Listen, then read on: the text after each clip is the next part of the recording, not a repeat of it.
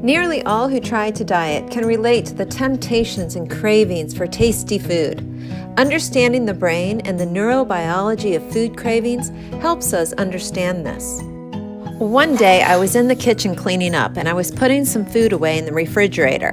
And when I opened the refrigerator, I noticed a lemon meringue pie. I was surprised to see it and realized my husband must have bought it when he went grocery shopping. He loves lemon meringue pie. But me, not so much. So I saw it and ignored it and went about cleaning the kitchen. As I went to throw something away, I opened the trash can and saw a box. A box that said banana cream pie. And I immediately thought, now that's a horse of a different color. Because I love banana cream pie, my mouth started watering and I experienced a quick craving and desire for that pie. In that moment, I realized my craving for the pie was not stimulated through any sensory input. I had seen the pie and didn't want it. I started craving it when I was looking in the trash can. My nose was in the trash can when my mouth started watering. So my craving was in no way stimulated by sight or smell. My appetite or desire for that pie was simply from the memory that I think banana cream pie is delicious.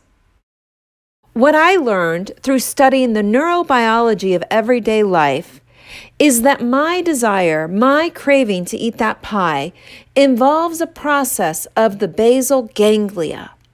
The basal ganglia is a structure of the central nervous system, a deep part of the brain with the core function to select which action to perform.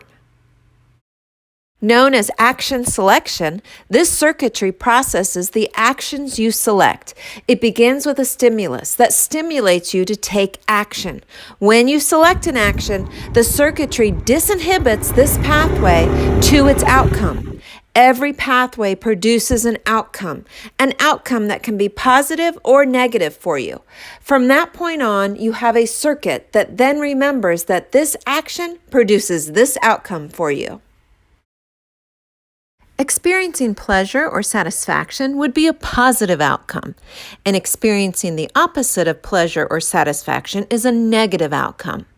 And when you experience a positive outcome, such as I experienced pleasure from eating banana cream pie before, the neurotransmitter dopamine activates and strengthens this pathway. Despite popular understanding, dopamine does not increase the reward or the pleasure of the outcome. Rather, it activates the pathway, the desire or the craving by disinhibiting the pathway. In layman's terms, that means there is less or no inhibition in taking this action. I want to do that again.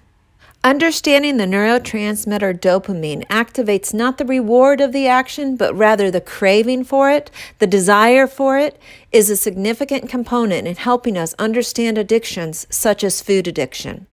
Understanding that it is not from weakness, not from giving in to temptations from sensory input, but that an increased appetite, the desire to eat more or compulsively eat more, is in part due to the function of this basal ganglia and the neurotransmitter dopamine involved in the action pathways of this circuit. Understanding this helps us begin the management of food addiction.